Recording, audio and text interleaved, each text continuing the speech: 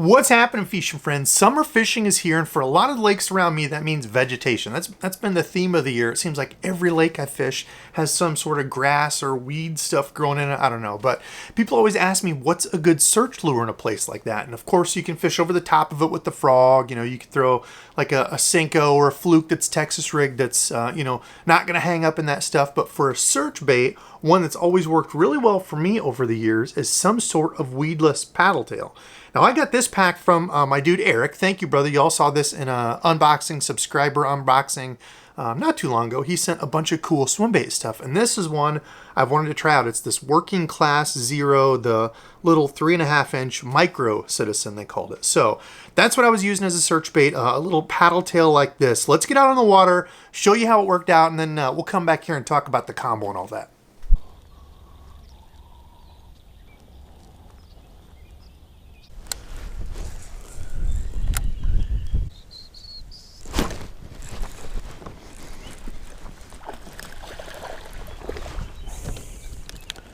There we go. We still got the toads right here, ready. Monsters. Interesting day. Now I'm throwing that little citizen shad again since it's sunny out. Figured maybe something just a little downsized. He hit it once right next to the grass and then came back for it there again.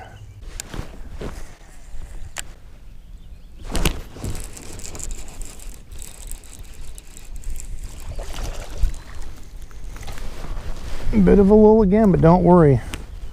We found the big ones.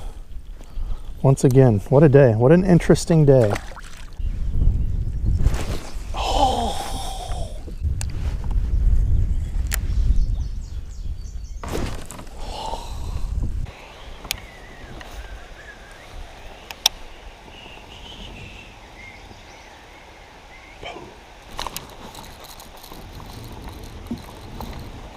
I wondered if there could be some hiding on that corner. All right, switched over to the little citizen swim bait. Courtesy of my man Eric. First one on that. Swim bait fish over here. Hammered that thing. There we go. Little 1.25 dude. Take him.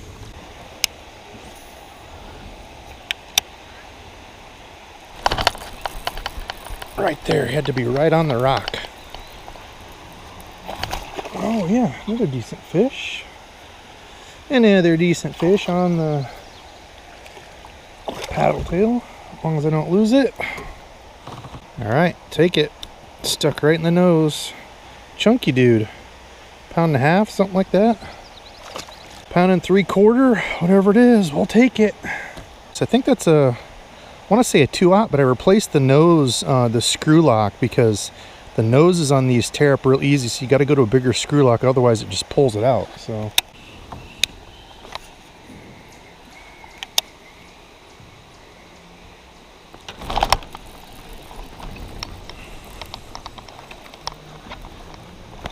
another off the wall with the swim bait.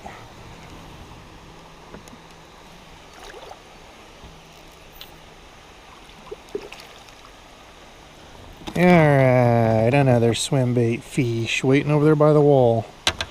Chunky little 1.5 pounds. Right in the old noggin.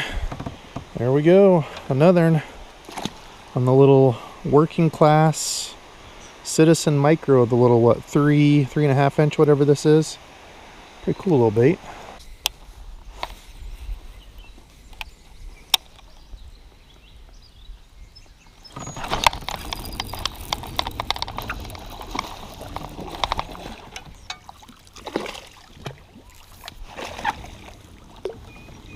Alright, one more swim bait fish. Tough bite, you got to get it all the way up there, it seems. Want him to eat it. Golly, he ate it. Alright, there we go. Another little pounder on swim bait. All right, fishing friends, that was the paddle tail in action. Now, that was kind of mixed together with some other days where I was throwing other stuff and using this as a different type of lure on the edges of grass, around wood. The good part about this is it's completely weedless, pretty much 100% snagless unless you really get it caught in something and push this up. Now, you could bury that hook in the plastic like you would a Texas rig, but I like to leave it like that since it's kind of in line. If you notice you're missing some strikes, you could take that hook point and take it and bend it up a little bit. Especially if you're in more open water, or you could just fish this on a jig head, right? If you're in open water, just a regular jig head with an exposed hook. But this is how I was throwing it around the grass and the weeds and stuff. It came through that really well with a little flash on the bottom. This is the Owner flashy swimmer, not this size. This is the 1/0. I was throwing the 3/0 size on here. That's what you want to put on this one that fits it. The 3/0 size, and I want to say it's 3/16 ounce, I think. But the thing that's cool about this bait is the profile. It's in the water, it looks like a perfect little shad profile. You know, it's not like a lot of the, the Kitex and stuff that's just kind of this kind of rounded body with a tail and back. I mean, this emulates a little shad. It's got good movement to it. It's soft. Now, I was saving the ones. I think I went through, this was the third one for all those catches. And this one was still holding up fine. The first one, I had too small of a nose hook, so I switched to a larger, a nose screw, because these are a screw lock. So I switched to a larger screw. That worked better on the second one, and then this one hasn't even tore off yet. So I would say upgrading to the larger screw in the nose, but helps hold that on, just bites into more meat so it doesn't rip the nose up. But save the ones that you go through. You can always take Mend It and get that all in there and get it replaced, get it fixed up so you can fish it again. So don't just throw them out, because these are expensive. I did get one drop. My buddy Matt, shout out to my buddy Matt for getting these for me, letting me know about these dropping. I got some purple ones. What's the color? I have no idea. Anyway, that's what they look like. They come in a clamshell like this, but a purple top. And I'm like, oh, purple. Got to get some of those. But this color in the water, this is just the natural, like, flashy white shad color. It looked so dang good. And I think, sometimes we talk about matching the hatch. Does it matter? Does it not? But I think, something like this with just a little bit different profile to it, it's got a great tail kick. I think sometimes can make the difference. If, everybody is throwing a Kitech on the lake, maybe throwing something just a little bit different. Sometimes, yes, sometimes I think if you get it in front of the fish in the right spot, they're going to eat it no matter what shape. So I don't know, but I like to try different stuff. And this one is pretty sweet. They're a little steep in price. They're super hard to find. I hate stuff like that because it's like, if I recommend it to you guys, you're like, oh, I want to go get one, and you can't. Or you find it on eBay for people buying them and then marking it up like 3 times the price, which is stupid as hell. Quit doing that, people. So anyway, that's the lure. It is a pretty dang cool little paddle tail. Now, the combo I was fishing it on, I fished it on a couple. This is the one I was most surprised about, and you're going to see this in a couple videos, because the other day I was throwing a little swim jig on it. This is the new Bone series of those swim jigs that LureNet released. This is like their kind of shad color, but I was throwing it on this and absolutely loved it. This is, I know this is going to be upside down, it's the Fenwick Eagle rod. Now, the specs on it, it's a 7-1 medium power extra fast, rated for lures 1/8 to 3/8. And I have loved this rod for 99 bucks. I'm not sure if this is going to go up with all the tariff crap and all that. It was a $99 rod. Actually, when I got it, it was during one of the sales, so it was, I think, 15% off, so 85 bucks. Yeah, not bad for a rod like this, because they've done a ton of stuff right on this rod. Cool thing about Fenwick is, and I think I shared this, or I'm going to share this in a video coming up. Yeah, that one's not out yet. Another gear talk video coming soon. But anyway, the cool thing about Fenwick is a few years back, they completely revamped their line to include all the lines that have the same type of links and actions. So if you like this in the Eagle, you can bump up a couple types. Stupid fly keeps buzzing around the camera. If you like this one, you could bump up to their more expensive rods and you'll be able to find the same power and action, which I think is pretty cool. So with this one, this Eagle, they've got the cork reel nut here, which, why do more companies not do something like this? Look at how comfortable that is.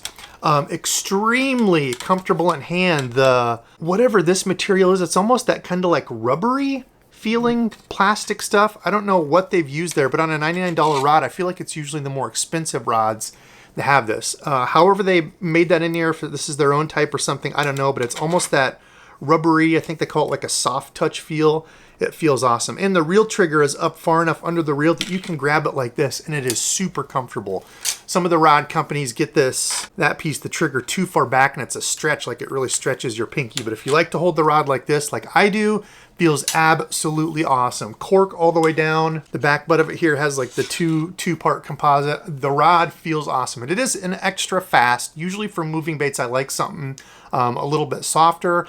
I happened to just be using it for this, the swim bait that day, and I thought it felt dang good. So it's still got enough of a tip to cast this stuff, but it goes right into the backbone of it. So the Fenwick Eagle Rod, really impressed with it. I think they did a darn good job at $99. Now the reel, you've seen this one before. This is the Arc Gravity, the G2 reel. It is just a carbon frame or graphite frame, side plate and all that stuff, which I do like the aluminum frame more on the reels at $100, because I think this is still just a $99 reel. I'll leave all the gear, line, lures, all that linked below you can look at. Of course, if you ever use any of the links, low comes back to me, so I appreciate people who do that.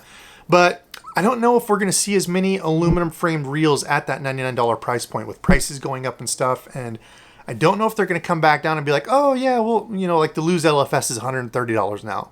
I'm not sure if they're gonna ever come down and be like, oh yeah, it's $99 again, not $130. I don't know, but what I can say for this, casting system on it works really well. The brakes and stuff, it is a darn good caster once you get it dialed in, just not the aluminum frame. It's held up so far. I'm going to keep putting it through a beating. We'll see if it does end up breaking down or anything, but I think overall, usually an aluminum frame reel lasts longer, but so far, no complaints with that one. And then I put some 15-pound P-line tactical fluorocarbon on there. It's usually my go-to for casting stuff. It's pretty soft and supple fluorocarbon, even though overall fluorocarbon is going to be a little bit more stiff than like a really soft mono or something. But that is the combo. I really, really liked it. This is one I can see myself using more. I need to try it for like Texas rigs and stuff. That's originally what I got it for, with that extra fast tip. Usually for my moving baits, I like something a little bit like a slower, like a fast or moderate fast, but for this, it felt pretty dang good. So fishing friends, comment below and let me know, are you throwing a paddle tail swim bait, whether it's like an owner beast hook or some sort of belly weighted hook like this that keeps it weedless around grass? It's a great way to cover water doing that. Somebody the other day was just asking me, you know, what can I throw? Usually I just throw a swim jig. I think that's kind of everybody's go-to in the grass is swim jig. Chatterbaits can work well, but they, you know, if it's in any sort of slimy stuff, they can still get all caught up in the blade and such. So a weedless swim bait like that works really well. So comment below and let me know. Now today's subscribed fishing friend is my guy Eric. I know I shouted him out on the unboxing, but thank you, brother, for sending some of these over. These are sweet little swim baits. He also sent some glides and stuff that I need to get out too. I just kind of stink with big glide baits, but there will be a video coming soon of the glide that I made, hand carved, hand sanded, and caught fish on it. So that was pretty cool, but that's enough for me. I got to edit. Love y'all. Thanks for watching, and until next time.